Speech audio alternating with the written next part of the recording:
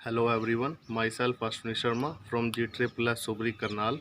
मैं आज आपके सामने दूसरा टॉपिक लेके आया हूँ रिटेल का। हमारा पहला टॉपिक था इंट्रोडक्शन टू रिटेलिंग। मैं उसकी ब्रीफ डिस्क्रिप्शन दे देता हूँ आपको। भाई उसमें सबसे पहले हमने क्या किया था कि खुदरा व्यापार होता क्या है। खुदरा व्यापार एक बिजनेस गतिविधि है, व्यापारिक गतिविधि है जिसमें उपभोक्ता की आवश्यकताओं के अनुसार वस्तु को कम मात्रा में पहुँचाया जाता है।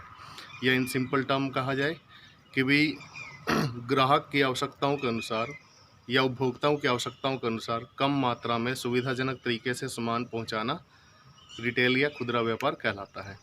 हमारा सेकंड टॉपिक है गुड मैनेजमेंट इन रिटेलिंग। इसमें हमारे 3 टॉपिक हैं, goods, management and retailing. Retailing मैंने आपको डिस्क्राइब पहले ही कर दिया है कि क्या होता है। गुड्स क्या होती है कि गुड्स के बिना हमारा रिटेलिंग बिल्कुल भी कामयाब नहीं हो सकता, क्योंकि हमने डेफिनेशन ही पढ़ी है इसकी। उपभोक्ताओं की आवश्यकता के अनुसार कम मात्रा में सामान मतलब गुड्स, वस्तुएं। बिना अगर सामान नहीं पहुंचेगा तो वस्तुएं नहीं पहुंचेंगी, वस्तुएं नहीं पहुंचेंगी तो खुदरा व्यापार नहीं हो पाएगा। इसलिए इसको मैनेजमेंट भी करना आना चाहिए कि भाई कैसे इसको मैनेज करना है, कैसे इसके बारे में प्लानिंग करनी है, कैसे ऑर्गेनाइजिंग करनी है, कैसे स्टाफिंग करनी है लोगों की, कैसे डायरेक्टिंग करनी है, कैसे कंट्रोलिंग करनी है। And then in all functions are related to retailing. उसके बाद आता है हमारा गुड्स। होती क्या है? गुड्स वो होती हैं जो मनुष्यों की आवश्यकताओं को पूरा करती हैं। सिंपल टर्म में अगर कहा जाए, जो भी आइटम हमारे ग्राहकों की आवश्यकताओं को पूरा करता हो हमें उसे वस्तु कहलाता है। अब हमें यह पता होना चाहिए कि वस्तु होती क्या है और कितने प्रकार की होती हैं। वस्तुएं होती हैं हमारी बेसिकली 2 टाइप्स की, economically and free. Economically goods वो होती हैं, नाम से ही पता चल रहा है, जिनके बदले हमें कुछ ना कुछ पे करना पड़ता है। And second one is free goods, जो हमें नेचर की तरफ से फ्री मिलती है या जो हमें फ्री में प्रोवाइड हो जाती है। जैसे पानी है, हमें फ्री में प्रोवाइड होता है, तो नेचर की तरफ से हमें पानी फ्री में मिल रहा है, तो वो फ्री गुड्स कहलाएंगी। ठीक है। जैसे इकोनॉमिकल गुड्स में हम कह सकते हैं कि जो हम सामान खरीदने जाते हैं उसके बदले हम कुछ ना कुछ पे करके आते हैं दुकान पे, तो वो इकोनॉमिकली गुड्स कहलाएंगी। और मेनली होती है हमारी 2 types of goods, first is consumer goods and second is industrial goods. सबसे पहले हम डिस्क्राइब करेंगे कंज्यूमर गुड्स के बारे में। कंज्यूमर गुड्स क्या होती है? नाम से ही पता चल रहा है, कंज्यूमर मतलब उपभोक्ता की वस्तुएं। उपभोक्ता की वस्तुओं का मतलब अगर हम कहें, हिंदी में कहें, तो क्या कह सकते हैं कि जो वस्तुएं उपभोक्ताओं की आवश्यकताओं को पूरा करती हों और उपभोक्ता ही उसका उपभोग करता हो या प्रयोग करता हो, उसे हम कंज्यूमर गुड्स या उपभोक्ता वस्तुएं कहते हैं। अब हमें पता होना चाहिए कि कंज्यूमर गुड्स पता चल गया कि क्या होता है, लेकिन इसके टाइप्स भी पता होने चाहिए कि कौन कौन से हैं। कंज्यूमर गुड्स में सबसे पहले आता है कन्वीनियंस गुड्स। कन्वीनियंस गुड्स मतलब आरामदायक वस्तुएं जो हमें आराम से बिना किसी ज़्यादा एफर्ट किए मिल जाती हैं, उसको हम कन्वीनियंस गुड्स कहते हैं। जैसे हमारे आसपास कोई स्टोर है तो उससे हमें कोई सामान खरीदना है तो हमें वो आराम से मिल जाएगा। जो सामान हम वहाँ से खरीदेंगे वो हमारी आरामदायक वस्तुओं के बीच में कहलाएगा। इसके 2 टाइप्स होते हैं, first is staple, second is impulse. Staple goods कौन सी होती हैं? स्टेपल गुड्स वो होती हैं जो हमारी बेसिक नीड्स को पूरा करती हैं। जैसे जीने के लिए खाना ज़रूरी है, खाने के लिए भोजन हमारा स्टेपल गुड्स में आएगा। उसके बाद आता है इम्पल्स गुड्स। इम्पल्स गुड्स वो होती हैं जो हमें विदाउट एनी प्रायर प्लानिंग के खरीदनी है। जैसे हम मार्केट गए, हमें प्यास लगी, हमने कोल्ड ड्रिंक खरीदी और पी ली, वो कोल्ड ड्रिंक हमारी इम्पल्स गुड्स कहलाएगी, क्योंकि उसके लिए हमें कोई भी प्रायर प्लानिंग नहीं की थी। ठीक है भैया। उसके बाद आता है शॉपिंग कंज्यूमर गुड्स। नाम से ही पता चल रहा है, जिन वस्तुओं का हम शॉपिंग करने के लिए मार्केट में जाते हैं उन्हें हम शॉपिंग कंज्यूमर गुड्स कहलाते हैं। ठीक है। जैसे कि इसके लिए हमें एक दुकान से नहीं 10 दुकानों से पूछना भी पड़ेगा कि भाई कितने का सामान है, कितने का मिल रहा है और कितना मिल रहा है। मतलब हाउ, कैसे मिल रहा है, कितना मिल रहा है, कितनी मात्रा में मिल रहा है, कितने रुपए में मिल रहा है। मतलब इसमें सारा हमारा कंज्यूमर के ऊपर डिपेंड करता है कि कंज्यूमर आपकी बाइंग कैपेसिटी क्या है, उसकी ख़रीदने की कैपेसिटी कितनी है, उसकी आय कैसी है, उसका टेस्ट कैसा है, प्रेफरेंस कैसा है, इंटरेस्ट कैसा है, रुचि क्या है, डिमांड क्या है। जो इसकी इच्छा है वो सारी इसके अंदर आएगी, शॉपिंग कंज्यूमर गुड्स के अंदर। Third one is specialistic goods. Specialistic goods नाम से ही पता चल रहा है, हिंदी में अगर कहें तो विशेष प्रकार की गुड्स होती हैं, जो कि बहुत ही महंगे लेवल की गुड्स हम कह सकते हैं। जैसे कि एंटीक पीस होता है, कोई शॉपिंग पीस होता है जो एंटीक पीस होता है, उसके लिए हम ज़्यादा पैसा खर्च देते हैं, मिडिल एज ग्रुप वालों के लिए नहीं है। लग्जरी प्रोडक्ट हैं वो सारे इसके अंदर आते हैं। इसको हायर लेवल के जो इनकम रिसोर्सेज हैं वही लोग खरीद सकते हैं। उसके बाद जैसे कि कार होगी, डायमंड ज्वेलरी होगी, ये महंगे प्रोडक्ट होते हैं, मिडिल एज ग्रुप के अफोर्डेबल नहीं कर पाते इसको। Next one is non south goods. Non south goods मतलब जो दिखती नहीं है लेकिन वो फिर भी बिकती है। इसमें क्या है, इसमें सबसे मेन प्रेफरेंस एक लाइन को दिया जाता है कि ग्राहक मार्केट में ख़रीदने जाता है लेकिन ग्राहक की इस प्रोडक्ट में कोई रुचि नहीं होती। जैसे कि एक एग्जांपल लेके चलते हैं, अगर हम इंश्योरेंस करवाते हैं, इंश्योरेंस का क्या होता है, हम अपने लिए करवाते हैं लेकिन हमें उसको ख़रीदने में रुचि नहीं होती, फिर भी इसको नॉन साउथ गुड्स कहा जाता है। सेकंड वन इज़, ये चीज़ हमारी जो 4 मेन टाइप्स ऑफ गुड्स होती हैं कंज्यूमर गुड्स कहलाती हैं जो। उसके अलावा अगर हम 3 और डिफ़ाइन करें तो वो हो सकती हैं durable goods, semi durable goods and non durable goods. Semi durable goods क्या होती हैं, जिनकी लाइफ बहुत लंबी होती है, मतलब ये कोई 5 साल के लिए नहीं चलती, कोई 3 साल के लिए नहीं चलती, इनकी लाइफ मतलब maximum minimum to minimum 10 years तो होती है। जैसे कि घर का फर्नीचर हो गया, इलेक्ट्रॉनिक्स आइटम हो गए, वो सारे ड्यूरेबल गुड्स के अंदर आते हैं। Second one is semi durable goods. Semi durable goods वो होते हैं जिनकी लिमिटेड लाइफ होती है, 5 to 10 ईयर्स लाइफ कह सकते हैं हम इसको होती है। जैसे कि शूज़ हो गए, जो हमारे टेस्ट के हिसाब से प्रेफरेंस करते हैं, इंटरेस्ट के हिसाब से करते हैं। जैसे हम रिबॉक के शूज़ खरीदने गए, रिबॉक के ख़रीद के ले आए, 5 साल बाद हमारा मन उतर जाता है उससे, तो हम क्या करते हैं, उसको चेंज कर लेते हैं और दूसरी वस्तु उसके बदले ले आते हैं। उसके बाद आता है non durable goods. Non durable goods होती हैं जो 1 से 2 दिन की लाइफ होती है सिर्फ, जैसे कि दूध और ब्रेड, वो सारे नॉन ड्यूरेबल गुड्स के अंदर आएगी। आई होप आपको सारी की सारी कंज्यूमर गुड्स समझ में आ गई होंगी। मैं दोबारा शॉर्ट कर देता हूँ इनको। सबसे पहले कन्वीनियंस गुड्स थी, जो बिल्कुल आरामदायक तरीके से आराम से मिल जाती है। इसके अंदर 2 होती हैं, स्टेपल गुड्स और इम्पल्स गुड्स। स्टेपल गुड्स जो हमारी बेसिक नीड्स को पूरी करती हैं, इम्पल्स गुड्स जो विदाउट प्रायर प्लानिंग हम खरीदते हैं। शॉपिंग गुड्स जो हमारी बाइंग कैपेसिटी के ऊपर डिपेंड होती है, हम लोगों से पूछते भी हैं कि हमें क्या ख़रीदना चाहिए, कितना ख़रीदना चाहिए, उसको सारा डिस्कशन करने के बाद ये वस्तु खरीदी जाती है। स्पेशलिस्टिक गुड्स हायर इनकम वाले खरीदते हैं, जैसे कारें होगी या डायमंड ज्वेलरी सभी। नॉन साउथ गुड्स जो हमें दिखती नहीं है लेकिन फिर भी खरीदते हैं, जैसे इंश्योरेंस वगैरह हो गए, बैंकिंग सर्विस वगैरह होगी। उसके बाद ड्यूरेबल गुड्स जिनकी लाइफ लंबी होती है, सेमी ड्यूरेबल जिनकी लाइफ लिमिटेड होती है, नॉन ड्यूरेबल गुड्स जिनकी लाइफ बिल्कुल शॉर्ट होती है। आई थिंक शॉर्ट हो गया, ये क्लियर हो गया होगा आपको। उसके बाद है जो हमारा मेन टॉपिक स्टार्ट होता है, वो होता है receiving end store goods in retail operation. Receive प्राप्त करना, स्टोर करना मतलब भंडार करना उसका, इन रिटेल ऑपरेशन रिटेल बिजनेस के अंदर। सबसे पहले हमें यह पता होना चाहिए कि उसकी प्रोसेस क्या है। उसमें क्या आता है, process of goods receiving end storage. क्या क्या प्रोसेस होती है कि अगर हम किसी वस्तु को स्टोर करने के लिए या रिसीव करने के लिए, तो सबसे पहले हमारा फर्स्ट पॉइंट क्या होता है, फर्स्ट पॉइंट होता है checking code and delivery seat. हमें सबको पता है कि जो भी हमारी वस्तुएं आती हैं वो पैक होके आती हैं, किसी कंटेनर में आएंगी, वो भी आएंगी, उसकी लिस्ट भी होती है कंटेनर में क्या क्या पैक है, सब कुछ है। उसका चेकिंग का कोड होता है, जैसे बार कोड होता है हर प्रोडक्ट के ऊपर, वैसे ही पैकिंग के ऊपर एक बार कोड लगा होता है, उस कोड को हमने चेक करना होता है। एंड देन डिलीवरी सीट, जो हमें वस्तुएं मिली हैं उसकी एक शीट मिली होगी कि भाई हमें क्या क्या कितनी कितनी क्वांटिटी में हमें सामान पहुंचाया गया है।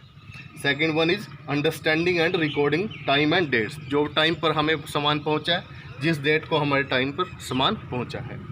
अंडरस्टैंडिंग टेम्परेचर, जिस टेम्परेचर में हम उनको वस्तुओं को रख सकते हैं वो हमें पता होना चाहिए। कभी कितने तापमान पर कोल्ड स्टोरेज है या हॉट स्टोरेज है, ये अलग अलग डिफरेंट होता है। रीडिंग लेबल्स, लेबल जो वस्तुओं के ऊपर लेबल या पैकिंग के ऊपर लेबल लगे होते हैं उनको हमें पढ़ना होता है।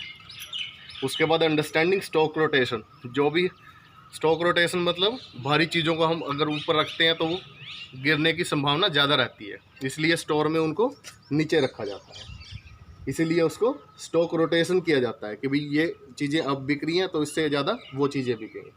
उसके बाद प्राइसिंग गुड्स फॉर सेल सबसे मेन है, क्योंकि इसके बिना हम प्रॉफिट रिटेलिंग में नहीं कमा सकते। इसमें क्या होता है कि हमें वस्तु का प्राइस डिसाइड करना होता है, हमें मिलती कितने में है, हम अपना प्रॉफिट शेयर कितना डालते हैं और हमें बेचनी कितने में है। क्लियर हो गया सारा? ये सारी की सारी process of goods receiving end storage है। दोबारा बता देता हूँ, सबसे पहले कोड और डिलीवरी शीट को चेक करना है, उसके बाद रिकॉर्डिंग टाइम एंड डेट को सेट करना है, अंडरस्टैंडिंग द टेम्परेचर को सेट करना होता है कि टेम्परेचर कितने पे कितनी चीज़ें सेफ़ रहेंगी हमारे पास। जैसे कुछ चीज़ें हैं, जैसे दूध है, वो हाई टेम्परेचर पर, लो टेम्परेचर पर ज़्यादा ठीक रहता है। रीडिंग लेबल्स, हर वस्तु का हमें लेबल के बारे में पता होना चाहिए, पढ़नी चाहिए। अंडरस्टैंडिंग स्टॉक रोटेशन कि भाई कौन चीज़ें अब बाहर रखनी है, कौन सी चीज़ें हमें स्टॉक के अंदर रखनी है। And the last one is pricing goods for sale, जो भी हमें सेल करनी है उन वस्तुओं का प्राइस डिसाइड करना। I think it's clear to everyone. उसके बाद है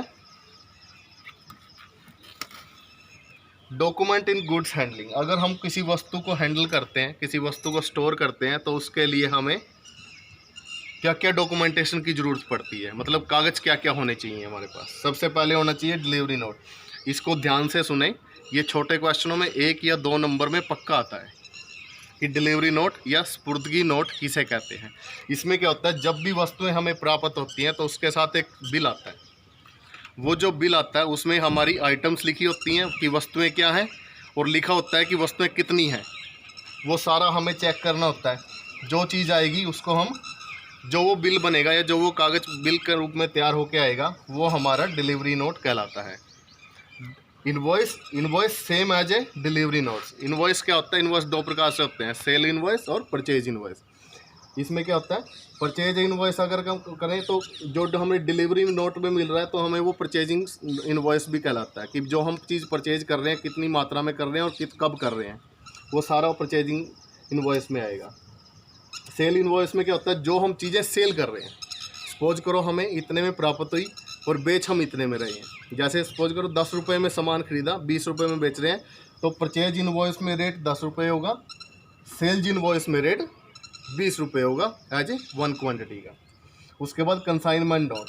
कंसाइनमेंट नोट नाम से ही पता चल रहा है, कंसाइनमेंट मतलब रास्ते के लिए जो नोट बनाया जाता है। अगर डिलीवरी करवानी है किसी वस्तु की, सपोज करो बाहर से आता है कोई सामान हमारे पास, तो उसके लिए हम कंसाइनमेंट नोट करते हैं। लेकिन ये क्या होता है, कंसाइनमेंट नोट सिर्फ उस ट्रैवलिंग वाले के लिए किया जाता है जो प्राइवेट होता है।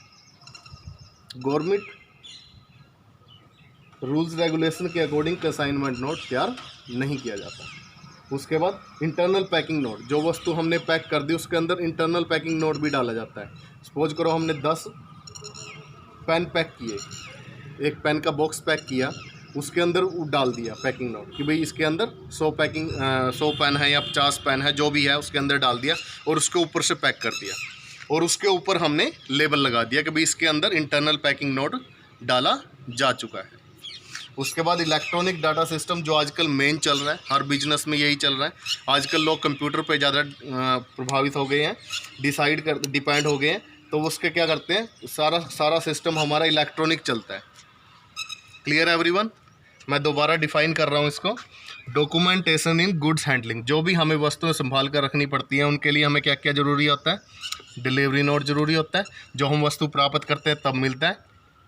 इनवॉइस 2 प्रकार के होते हैं, परचेज इनवॉइस, सेल्स इनवॉइस। अभी मैंने आपको डिफाइन किया, परचेज इनवॉइस जो हम चीज़ें परचेज करते हैं उस टाइम मिलता है, सेल इनवॉइस जो हम चीज़ें बेचते हैं उस टाइम देना पड़ता है। Consignment note, internal packing note और electronic data system. I think it's clear to everyone? Clear? Next one is, अगर हम रिसीव एंड स्टोर करें गुड्स को रिटेल ऑपरेशन में, तो हमें किस किस चीज़ों की आवश्यकता होती है। सबसे 2 प्रकार के चार्ट बनते हैं इसमें, एक तो स्टाफ फ्लो चार्ट, एक होता है मैनेजर फ्लो चार्ट। सबसे पहले हमें स्टाफ फ्लो चार्ट में, क्योंकि मैनेजर तो कोई सामान उतारता नहीं, उतारता तो स्टाफ है, ठीक है, तो हम सबसे पहले इसको देखते हैं। स्टाफ में सबसे पहला पॉइंट है goods arrive and are inspected for quality and quantity. Staff क्या करेगा, जो वस्तुएं आई हैं उनको देखेगा कि क्वालिटी क्या है उनकी और मात्रा कितनी है, गुणवत्ता क्या है और कितनी मात्रा में आई है। वो सारा का सारा कौन चेक करेगा, एम्प्लॉय चेक करेगा, वर्कर चेक करेगा, ना कि मैनेजर। उसके बाद होता है invoice check off against delivery. जो भी हमारे परचेज इनवॉइस, अभी मैंने डिफाइन किया था परचेज इनवॉइस किया था ना, तो उसमें ये इनवॉइस है जो वो परचेज इनवॉइस के लिए यूज़ किया गया है। जो भी हम परचेज कर रहे हैं उसके साथ डिलीवरी नोट भी बना होगा, परचेज इनवॉइस भी आया होगा, तो उसको हम चेक करना है कि भाई कितनी क्वांटिटी आई है और कितनी क्वालिटी आई है, मतलब कितना सामान हमारे पास मात्रा में, कितनी मात्रा में हम तक पहुंचा है। आफ्टर द वेस्टेज, क्योंकि वेस्टेज भी होता है, डैमेज भी होता है रास्ते में सामान आता हुआ। कई सामान ऐसे होते हैं जो हमारे रास्ते में ख़राब हो जाते हैं, उसको हम अलग नोट करेंगे, और जितना सामान हमें वहाँ से पैक होके आया उसको हम अलग नोट करेंगे। Clear to everyone. उसके बाद goods placed on selling floor on send to storage. अब हमारे पास वस्तु पहुँच गई, हमने उसको चेक भी कर लिया। अब हमने रिसीव का ऑप्शन ख़त्म हो गया, अब हमने क्या करना है, उसको स्टोर करना है। स्टोर कहाँ पर करते हैं, भंडार घर में करते हैं ना, स्टोर में, गोदाउन में स्टोर करते हैं। तो वो गुड्स को प्लेस्ड करना है कि भाई कौन सी चीज़ें जल्दी बिकने वाली हैं तो स्टोर में सबसे आगे रखी जाएंगी, जो चीज़ें बाद में बिकती हैं स्टोर में सबसे बाद में रखी जाएंगी। Clear to everyone. देन है delivery signed off and paper work send to manager. ये लास्ट ऑप्शन है। हमने डिलीवरी चेक कर ली, पेपर चेक कर लिए, उसके बाद उसको साइन कर दिया कि भाई हम ये चेक कर चुके हैं। उसके बाद हम किसको भेजेंगे,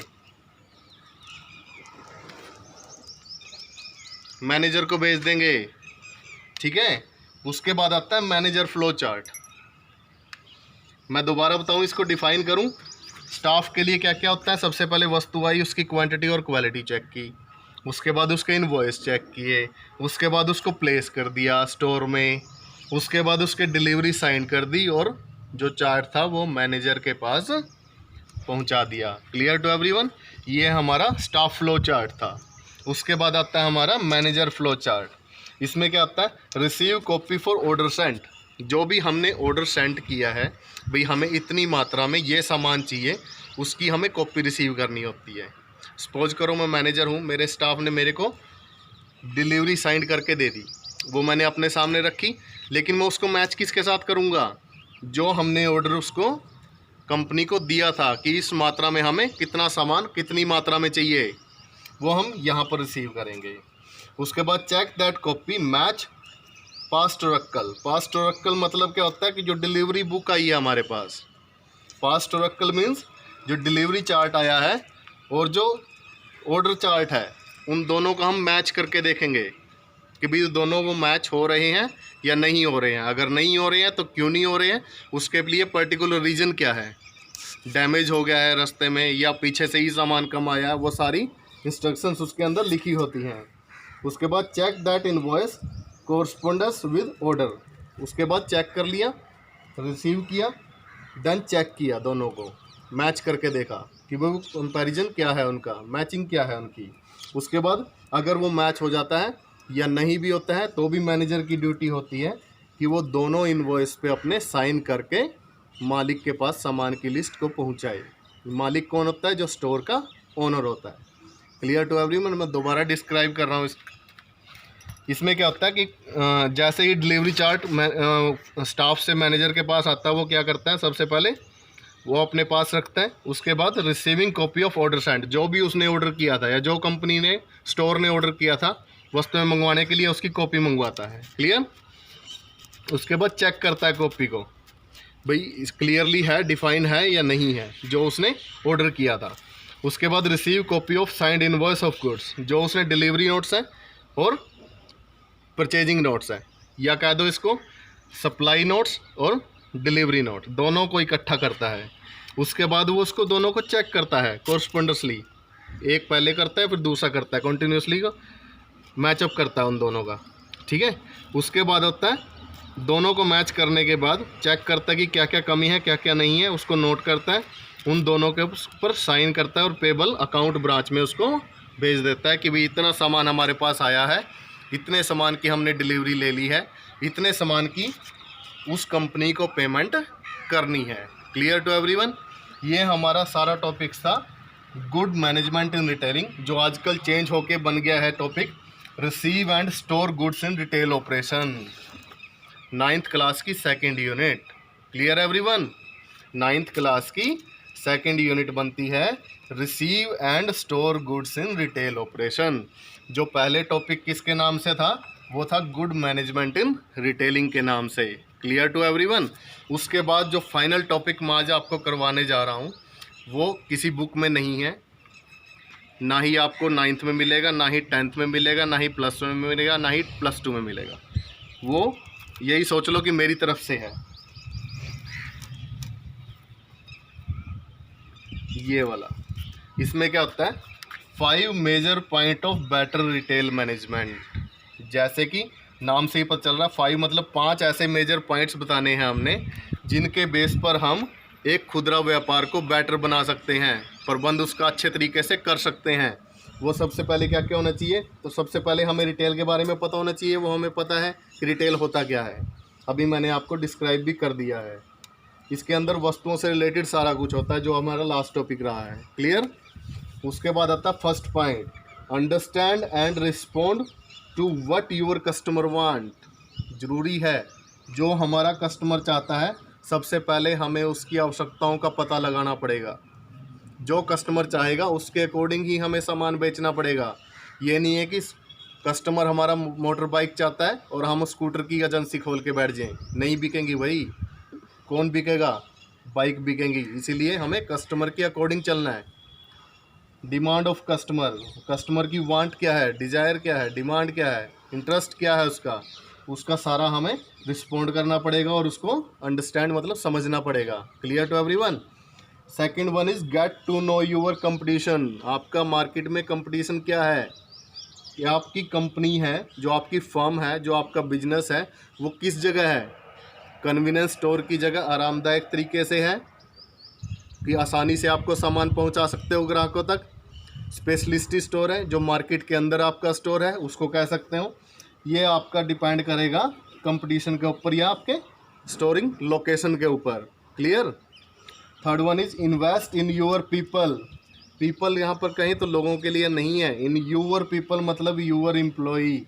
ये ओनर कह रहा है भाई, ओनर के लिए हैं सारे, मालिक के लिए। तो क्या कहता है? Invest in your employee. अगर हम अपने एम्प्लॉयज़ के ऊपर विश्वास दिखाएंगे तो एम्प्लॉयज़ हमारे बिजनेस के ऊपर विश्वास दिखाएगा, बिजनेस के ऊपर विश्वास दिखाएगा तो हमें सेल ज़्यादा मिलेगी। सेल ज़्यादा मिलेगी तो ऑटोमेटिकली हमारा प्रॉफिट बढ़ जाएगा।